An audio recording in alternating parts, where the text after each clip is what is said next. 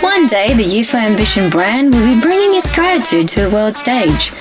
A gratitude to have successfully pursued the opportunities to tell the stories that impact in its scripted digital cinema series. To promote the Ambitious at Heart and its campaign ambition initiatives, as well as in its mini documentaries. To have provided valuable exposure to all of its sponsors via the TV series and continuing the best of conversations on its podcasts.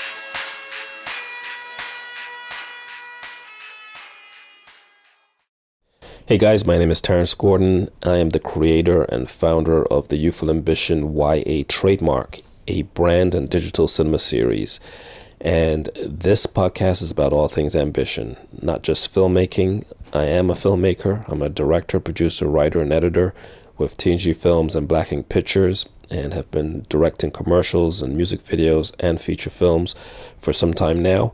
But this podcast is a lot more than just about filmmaking. It is about all things ambition. And the success of this podcast would be based upon how many people it can be helpful to. So do us a favor if you can and share these interviews with your friends, with your family, and anyone that you think might be able to benefit from this. So do us that big favor. We would much, much, much appreciate it. All right, so I am sitting here with my buddy Rob. Rob and I go way back into corporate days, Morgan Stanley.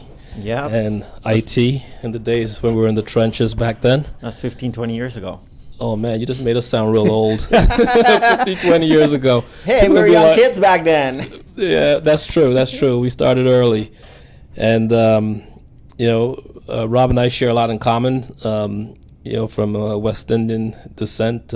My parents are Guyanese, and I lived there for some time. And you too, right? Yep, I was born there, left Guyana when I was around 15. You left when you were around 15, and I left, I think I was like 17. And I went there when I was like 5, 6 years old, when I left England. So you got some culture. So I got some culture. All my high school and primary school days were in Guyana. All my old schoolhood friends are from Guyana, so Guyanese culture runs very deep. So in case you detect an accent inside of these two gentlemen that are talking here, then yeah, Guyanese and they're like, where the hell are they from? So, well, that's what it is. So Rob, man, hey, thanks for doing this stuff. We're sitting right now at the Hilton in New York City by Times Square, and not too far from where Rob resides. And yep, and enjoying a beautiful view. Enjoying a beautiful view of New York City from the 41st floor at the Hilton here. And I wanted to have Rob come down and speak to me a little bit about ambition and a little bit about money and a little bit about life itself, because for me, you've been a pretty big inspiration in terms of what you've done with your life and the things that you've been able to accomplish and develop, and I think you kind of have a lifestyle that a lot of people would have loved to have in this time of their life, and even for the millennials, I think you guys will find that Rob is living the dream in a way. It took a lot of work to be able to do that. Took some work, but so Rob, you know what? Let's give the listeners a little bit of an idea of where you're from, how your path to here. Let's start back from when you got here to the U.S. Schooling, work, and so forth. Just kind of paint a picture for us a little bit. Sure. Pretty much, my family, we grew up really poor in Guyana. My mom didn't really finish high school. So when I came to the U.S. at 15, pretty much I came with the pants and the shirt that I wore. That was literally it. The shoes I had was tight because my mom sent it 2 years before. So it was the clothing was a little bit too small for me. And it was me, my mom, my brother. We lived in a basement down in Queens, where she was the only one working, and me and my brothers were going to school. So that's pretty much where we sort of got started. I worked a lot of summer jobs when I was in high school, saved all my money, and it turned out I liked computers. So I saved my money just as soon as I was about to start college. I bought myself my first computer for $1,200 from my summer Was it money. a Tandy 1000 HX? No. It was actually a leading edge 386. I had 4 megabytes of RAM. With BASIC on it. Exactly, yeah, DOS. DOS operating system, yeah. Then from there, went to college. While I was there, it turned out I was actually pretty good with college. And one of my professors asked me, like, oh, where do you want to do your internship? So I said, oh, maybe Microsoft, IBM or something. So one of the professors goes, oh, you interested in IBM? And we're like, sure. He goes, okay, get me your resume, which I gave to him. And next thing you know, they set me up with an interview. I went and I got the opportunity. But it was in Stamford, Connecticut. So my mom, my sisters, they also, no, don't go. It's too far. It's 2.5 hour commute each way. Wow. But I didn't listen to them. I was defiant. And like I said, I was pretty ambitious as a kid. So I would wake up 4:30 in the morning, leave the house 5:30, 2.5 hours, 8 o'clock, I'm in Stamford, Connecticut, after taking 3 trains and a bus. Wow. Work 8 hours, then repeat backward. Get home around maybe 8:30 at night, eat, shower, sleep, get up 4:30, repeat Monday through Friday. Saturday and Sunday I slept. That was literally my life, but I was making a sacrifice. In 1993, having IBM on your resume was big. Meant a lot. Yeah, I remember. So pretty much I worked there for about 2 years, and after that, headhunters recruit me, and they brought me to the city. I started working for TIA Craft as a consultant. Oh, okay. That brought me to the city, and I've been working in the city ever since then. After IBM, I worked for the company called Intex, which basically outsourced me to different company. Eventually, I ended up at Morgan in '97, and that's where I met you. Right. Good old Morgan Stanley. That was the creme de la creme of places to work in the investment world back then. Exactly. So, yeah. They had the technology, right? They had the technology. And they were paying good. And the pay was definitely good, because I had moved from Schroeder Wertheim, Jenna and I at that time, and I remember when we moved to Morgan, I think we were making like a good 20 grand more than what we were making at Schroeder Wertheim. And I was like, people were like, oh, you upgraded. It is. But it was, yeah. But I wasn't working for Morgan. I was a consultant. You were a Morgan consultant at the time. Right. That was, like I said, around '97. But then in 2001, they laid off all the consultants that was working there, around 1,000 consultants. I was one of them. So my company obviously sent me off to a different client, which I went to work for Guardian. But I kept in touch with people at Morgan. Then about a year later, one of them says, hey, we have an opportunity. Are you interested? I'm like, sure. So I came back, and interestingly, I actually had to take a pay cut. Oh, wow. But it wasn't for long. Like a year or two later, I more than made back that. I was willing to do that.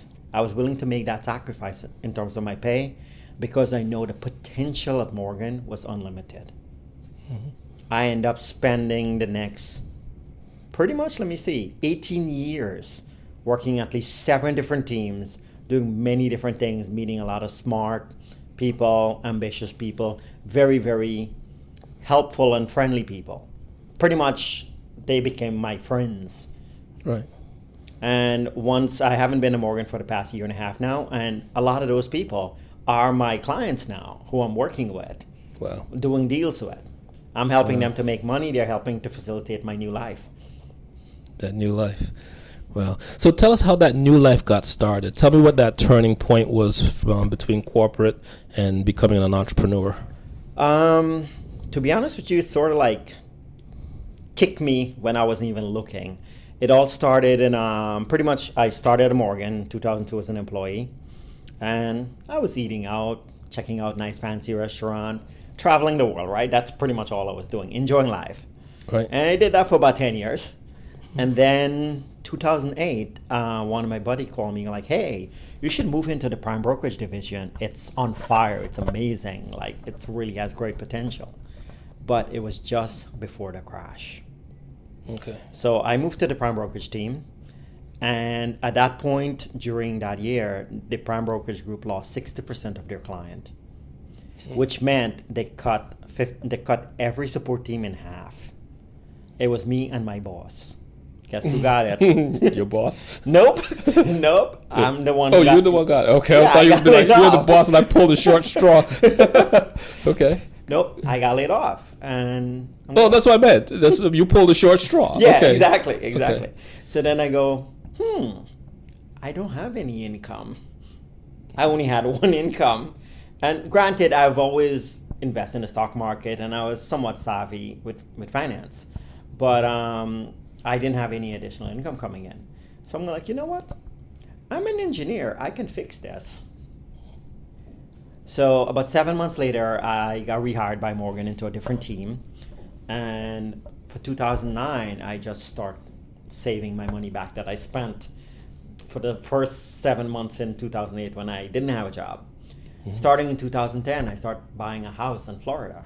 I buy a house every year, 2010, 2011, and so on. But I was buying houses at 60% discount. Wow. It's been 8 years already, and pretty much most of those houses is double in value, and they're rented. Starting in 2015, I started getting into cryptocurrency, and there's something called hard money lending. I'm not sure if you heard of that. I can explain that in a minute. But like I said, I started getting more and more because I was trying to create more residual income for myself. Right. And guess what happened in 2016? I got laid off again. You got laid off again. Yeah. But No job security, boy. there you go. There you go. But I was not in the same position as I was in 2008. Right. Now, I was making about 60 to 80% of my Morgan income without working. Wow. Because like I said, in 2008, I told myself, I can fix this. I started working on creating residual income. So come 2016, I was already almost where I needed to be. And I just went a little more aggressive. I created a property management company. I got more real estate. Usually I tend to do stuff by myself, but in 2016, actually 2017, me and a business partner came together and we bought 5 houses in Philly. 5 houses in Philly. Yeah, we actually created an LLC and bought 5 houses in Philly, which we turn out to rent, which is another source of residual income. Wow. How many sources of income you think you'd have off the top of your head Let's see. today? Private business loan, private loan, landlord, hard money lending, and then deals facilitators. Probably about 5 sources of income right now. 5 plus sources. stock market. So I guess 6 sources of 6 income. sources. Wow. Yeah, most people only have 1 or 2. You know? Well, I had 1, right? And you have 6 sources and you have your free time. There you go. But it's not what you make, it's how much you keep. Because remember, Uncle Sam wants his share.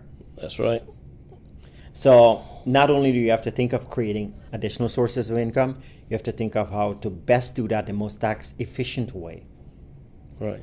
And usually you don't want to make income in your name. You want to try to put it through a company. So in that way you can write off all the costs, all the expenses, because with the Trump tax laws, there's actually a lot of limitation on what you can write off and what you can't write off. So putting that through a company is a better tax move. It's all about strategizing. It's all about strategizing. Speak a little bit about some of the education. I know that we had some conversations in the elevator and in past, where you were talking about taking courses and stuff like that. Where do you think you found your foundation in terms of business and being able to be able to create this kind of workflow, in terms of business, right? Because someone couldn't just come out of the street and just be like, okay, I'm going to go do half of those things that you're doing, right? Where do you think you gained that type of knowledge, the business knowledge? I would say once I came from Guyana, it was a totally different world here. I've seen things that I've never seen in terms of people, companies, different culture, different races. So once I started working at Morgan, I would typically attend those networking events where a lot of times you'll meet people from different business units, but they also sometimes have events where people from other companies will come, and sometimes they have small business events. And I started meeting a lot of people who were doing their own thing, their own businesses. They were doing all the variety of stuff: daycare centers, education companies, real estate. Just people were trying to do different things. And I started looking, I'm like, that's definitely a good way. And I remember reading an article where the top 3 ways people become wealthy, and these ways has been around for thousands of years. And I looked at them, and I was saying to myself, the first one I can't really do anything, and I'll tell you what they are. The first one is inheritance. Right. People become wealthy because they got an inheritance. Somebody's got to die. Exactly. Unfortunately, I have nobody to give me any wealth. There's no inheritance coming, right? Right. So the second one is land/real estate. Okay. And the third is owning your own business. As you notice from those 3, do you see any says working for someone? Right. That's right. Can't get rich working for somebody else, but yeah. Well, actually you can, but not as rich as they. Not as rich as them. Exactly. Yes. So basically, the first one, like I said, that was out. I have no inheritance. So I figured, you know what? I'm going to try my luck at 2 and 3. I started getting into real estate. Actually, me and my mom, we bought a 2-family house in Queens when I was 20 years old. I saved all my money from doing my internship at IBM and from my summer school. At age 20, I had 20 grand to my name. Yeah. But I had a choice. I could buy a nice car and go have fun, or use the money as a down payment. My mom paid the closing costs, and we would buy a 2-family house. Right. Of course, as a kid, I wanted a car, but at the same time, I know I have to invest in my future, which is actually, that's one of my motto now. Always do something today That's going to pay off. that's going to benefit you in the future. Right. So buying that house at age 20, we had a tenant. It's helped pay for the rent. And to be honest with you, I'm happy I did that. Looking back in the past, I love I did that. Right. So, so you live here in Manhattan, in like this is like the capital of the world. And then you're right off of 42nd Street there, right? Just expensive. I mean, even when people move here, and they're renting an apartment or whatever, and they're paying $3,000 to $5,000 for a box. You know what I mean? Literally. Hey, I live in a small box. Yeah, but you own your small box, right? That is true. You own your small box, and there's very few people, that can say, well, they own their apartment in Manhattan, in such a prime space as well. To tell me a little bit about acquiring that. That actually was luck. I will even say it was God-given. So I was working at Morgan back in 98, and you were working day shift. I was working night shift, right? 7 p.m. to 7 a.m. Hour and a half commute to Queens each way. That's 3 hours gone out of the 12 hours I have. That leaves 9. By the time I get home, eat, my family wants to talk to me. I wasn't getting much sleep during the day. Right. I'm like, oh God, I need a place to live in a city that's closer to work. Right. Lo and behold, I've recently subscribed to a magazine. It was called Taipan, I think. And it was about teaching you investment strategies, how to invest in the stock market. Because remember, I wanted to learn how to do that. Right. And they recently started an online forum. Back in those days, it was like brand new. It was the latest. So one day I was checking my email and I saw an email with a subject line, apartment in Midtown Manhattan for sale.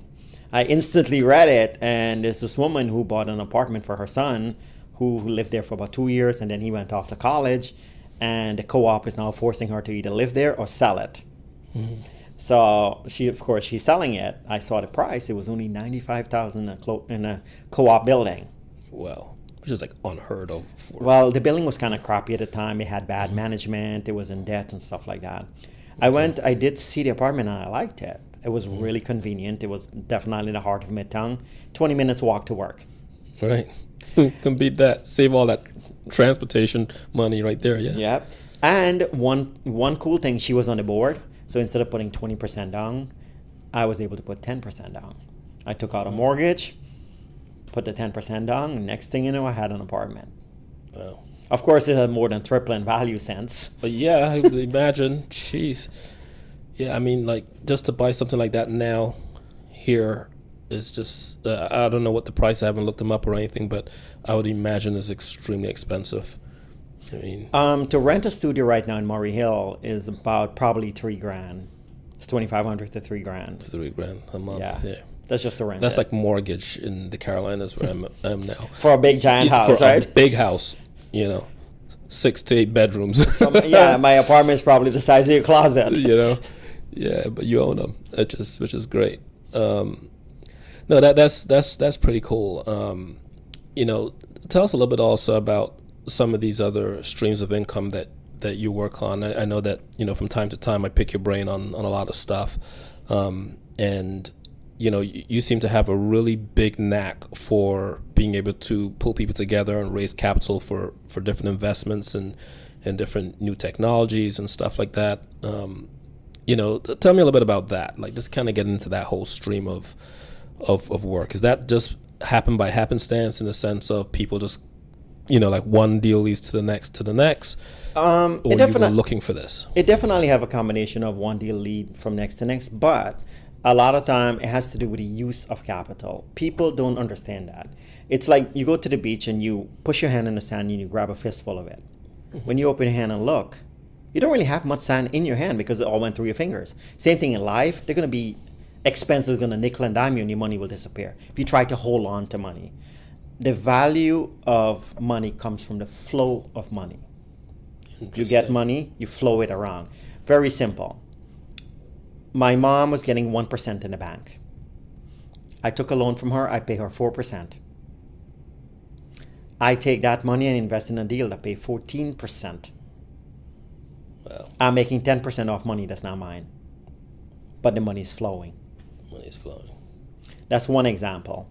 The other example is raising capitals. Last year around March, one of my users from Oregon contacted me, like, "Hey Rob, there is a buddy of mine and his brother, they own a liquor store. They would like to borrow some money, and they told me they want to borrow it for 1 year, the amount and the interest rate." I'm like, okay, let me see what I can do. I walk out to the cafe, call one of my buddy, like, "Hey, here's the deal." Told him the details. He goes, "You know what? Put me down for 50K. Hang up, call another friend of mine. He goes, "Put me down for 25, put my brother down for 25. So in a matter of 15 minutes, I raised $100,000. Wow. And then for the next hour, I made a few other phone calls, and I reached my goal. Actually, I had to oversubscribe because I know sometimes people may commit, but then they don't come through with it. Always. So I oversubscribed the deal. Right. And we closed on it. We're already 3/4 through it already. So that was one deal. I got a call 3 weeks ago. It was from a woman I never heard of. Apparently one of my friends gave her a message saying, "Talk to Rob if you need investors or money." It turned out she and another partner of hers is looking to buy a building in Brooklyn for 1.7 mil. And they're probably going to open a store also, which is going to be like $800,000 franchise fee, another $200,000 to build out.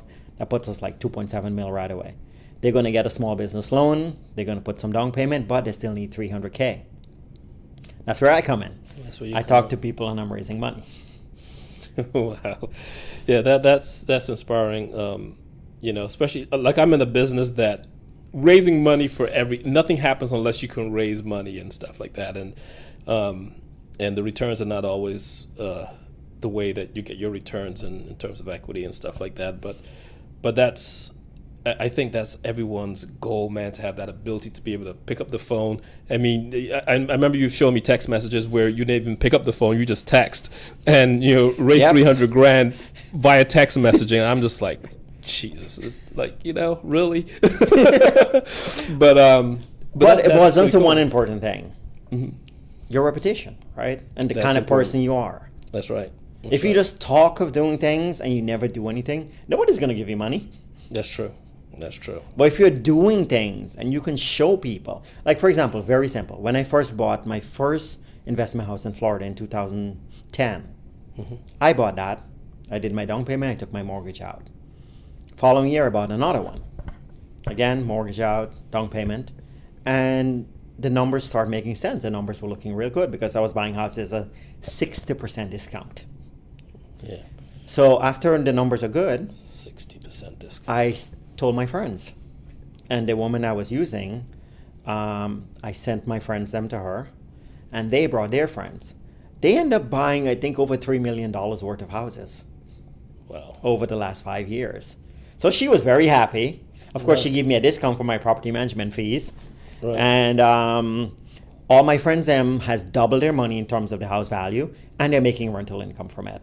On top of everything. Plus the tax benefits of owning real estate. Yeah. You do the appreciation for investment. Wow. So I don't tell people to do anything. I do it and then show them what And I then do. you show them what And you I'm do. not shy in sharing what I do. If it can make money, I'll share it with my friends. Right. And in turn, I ask them to share that knowledge with others for free. Right. Because I don't believe in nickel and diming knowledge. Agreed. No, that's hey, that's paying it forward, man, and that's why I think it comes back to you. You get the good deals. Yeah. The gods are smiling upon you on that. Very simple. Yesterday, I'm part of this organization called iMentor.org, Right. which they will pair at-risk kids who may not make it to college with a mentor who works in the professional world. And I got paired with one of my mentee 3 years ago. And yesterday, since the summer started, we actually went to the Bronx Adventure Treetop, where you do zip lining and climb 2 obstacle courses. So the way the ticket works is you can buy zip lining, or you could do a combination where you get to zip line once and then you climb through the obstacle course, which we did. Mm-hmm. But then towards the end, there was the rangers who was helping us, and we were talking to them. We were very friendly with them. At the end, my mentee was saying, "Oh, I wish we can go zip lining again." And one of the guy heard us. He goes, "You guys can go again. You guys were really, really nice. You weren't demanding. You weren't nasty to us. Go ahead. You can do it for free." See, that is a good attitude can get you far, people. There you go. There you go. A good attitude can get you far, and that's an important lesson as well. But I do like what you said about the flow of money. When you think about that, because a lot of times people let money flow, but not maybe in the right way. It just flows all out, not flow back the other way. Agreed. Or people try to hold on to it too much because What happens when you hold on to that fistful of sand? Like you said, falls through your fingers. And I think that's a pretty interesting lesson right there. When you think about it. One topic I do want to talk about, which I think a lot of people do not understand, and that's debt. Like when it comes to debt, using money, borrowing, loans, and stuff like that, people don't understand this. Mm-hmm. So one simple thing, I'll walk through like flipping a house, right? 2 scenarios. One, using your money, and the second, using other people's money. Right. So the first one is we're going to buy a house for $100,000. We're going to do $100,000 renovation. So that's $200,000. And 9 months or a year later, you sell it for $300,000. And you made I'm using simple numbers, so you made $100,000 profit, right? You made $100,000 off the $200,000 you put up, which means you made 50% return on your money. Mm-hmm. Or we go to a hard money lender. They say, "Yeah, we'll lend you $160,000. We'll charge you 10% for 1 year. You put down $40,000. End of the year, you sold the house. You made $100,000 profit. You pay them their $16,000 interest, which takes away from your $100,000. You end up with say $84,000. You made $84,000 off $40,000 you put down. You just made 200% profit. People don't understand this. Using other people's money has benefits. It's leverage. Right. They always say, "Oh, I don't want to use other people's money because they're gonna have to pay interest, whereas I'm gonna use my own money." Which I just demonstrated. If you use your own money, you're not going to make as much in terms of a percentage versus if you use other people's money. Yeah. So let me ask you this. When you make a deal like that, I mean, obviously, I'm sure you do your research, make sure it's a sound. You ever concerned about, what if that particular property does not resell for the value that you think you wanted to sell it for? With real estate, there is actually multiple exit strategy you can use. Obviously, yes. So you don't get the 300 grand in my example, right? So you get 280. Yes, you'll cut your profit, but again, your numbers will still be high. One other thing you could do is you can hold on to it and rent it while the house value goes up. While the house value goes up. So it's not like you hold it, oh my God, I have to get rid of it, otherwise it will spoil. It's not like that, right? Right. That's true. I guess real estate is one of those areas. It's quite a stable industry. People think it's not as stable. At least, let's put it this way, you buy a stock, right? And the stock price is not where you want it. You can sit there and hope it goes up. There's really nothing you can do. Right, you can't control that market. Whereas if you own a house, you can spruce it up a little, right? Add an additional kitchen or something, paint it up nice, get some tenant in. At least you have some income coming in. Right. And during that time, you get tax savings by depreciations, right? In your tax return, whatever expense you have on it, you write all of that off because it's a cost. Right. Yeah, I can see that. So, for instance, I know that you're involved with some of, like investing in other technologies and stuff, like that medical, air supply technology that, one of your colleagues is doing, and you're investing into that. By the way, when you asked me about source of income, I forgot to mention one thing. I am investing in startups. And you're investing in startups. Yep, that's a startup. That's a startup. Yeah, right. That's one of many. Yeah, that's why, like, my meeting yesterday with another Morgan Stanley colleague that's trying to develop a whole app thing, and he's got a pretty somewhat sound idea, and I'm like, yeah, you got to run this by Rob. He's like, let me patent it first and get it thing, because I want to make sure nobody steals my idea. I was like, once you get all that together, make sure it doesn't already exist, and make sure it doesn't already exist. He's been checking, and he hasn't seen anything so far. I'll tell you a funny story. One guy called me up a month or two ago, like, hey, Rob, this guy come to me with a really amazing idea that there's a lot of people going to need it. And we're like, what is it? He goes, well, you know how people are always running out of power on their smartphone, right? Well, there's a lot of people in New York who are biking now. So he's going to create a device that you put on your bike, and as you're biking, you can charge your phone. So I'm like, this sounds like something really useful. I'm sure nobody has created this already. He goes, I don't think so. But I'm like, while I'm talking to him, I'm like, I pull up my phone, I Google a bicycle battery charger. There's tons of products. I'm like, this exists already, right? He goes, really? I'm like, yeah, look, here's some links. Use Google, man. He goes, oh, shit. Yeah. There you go. His idea died. Well, I mean, you said that, and I remember, as kids, your bicycles, even in Guyana, you had like this little generator that runs against the wheel, and creates electricity for the light. Yeah. And I'm like, okay, so that's pretty easy, but you're right. You got to check. I mean, I did. I don't remember what year it was. Probably 1990, maybe 95. Let me see, 95. I graduated college. Probably around 95 or 96. I created a traction device because I was in the military at the same time, right? Mm-hmm. And I remember I was in the signal corps, and our vehicle got stuck in this loose sand, and we couldn't get it out. And then we ended up putting boards underneath the tire, and we got it out. The old-fashioned way. Yeah, and I'm like, why don't somebody just create a device that allows you to dislodge vehicles? And at that time, I was driving my little sports car. I had a 280Z rear-wheel drive. Oh, nice. And then I got a Firebird with bigger wheels and a bigger engine. Sports car, huh? And every time it snowed in New York, you get stuck, right? And I remember being stuck in this hole and having to put my car mats under the rear-wheel drive to get it out.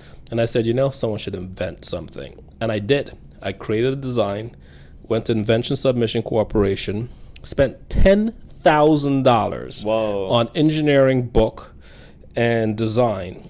But you're investing in yourself. Well, I did, and I took it to patent. And at that point, Google wasn't like as widely, something that we had. I think we had CompuServe, and internet was just kind of coming into play at that point. And they did a search, and they found two other devices in the world. One in Alaska and one someplace else, I can't remember. Not quite the same as what I had, but somewhat similar. And so they gave me a utility patent. So I had all this stuff here, and then now it's time to take it to market. And I'm like, well, we create one of these and put it in every automobile. The same way you have a car jack. Yeah. But man, that cost more money to do that, which I didn't have.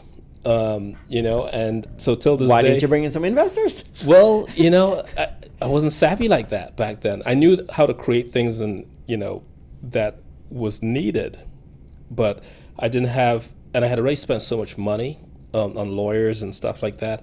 And I realized that, they probably overcharged me. And so did Invention Sub Corporation. You got to negotiate.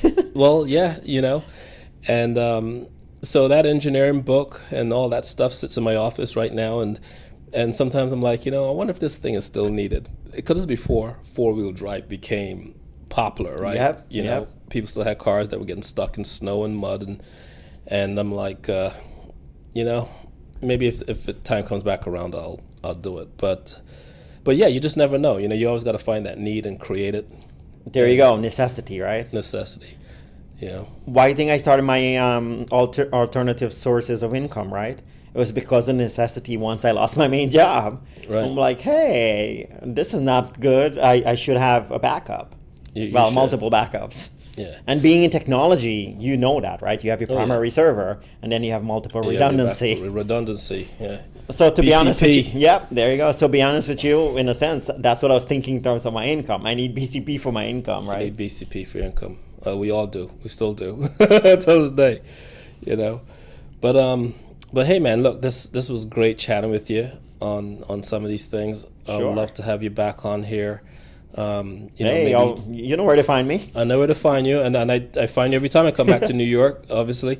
But no, you're a good source of information, man. You've always been sharing your stuff and your sheets and your ideas, and I appreciate that. And hey, you're welcome. And you're a living example of someone that's that kind of walks the walk. You know what I mean? And I think that's important. And for this Youthful Ambition brand that that I have developed, it's all things ambition. And I'm hoping that this is knowledge that we can also pass forward to somebody else. Definitely. Yeah. One of the reasons why I'm doing the iMentor thing is when I first moved to the US at 15, I didn't know the culture. I didn't know what was necessary. I didn't know the next steps, right? Like I had to create a biography for getting into college, prep for SAT, choosing college, and financial aid. I didn't know all of that, right? Right. So I kind of stumbled my way through stuff. And granted, I got lucky in many ways. But with this iMentor program, it's a structured program, 4 years in high school, where you teach the kid multiple stuff about mindsets, how to start prepping for the future, how to get your score, think of college you want to do, what major you want to do in, how to get financial aid. It's all a structured program that this company does. And for me, that's amazing. Right. That to make use of that time. Just imagine, you say, you know what, I want to study brain surgeon. And iMentor paired you with a brain surgeon.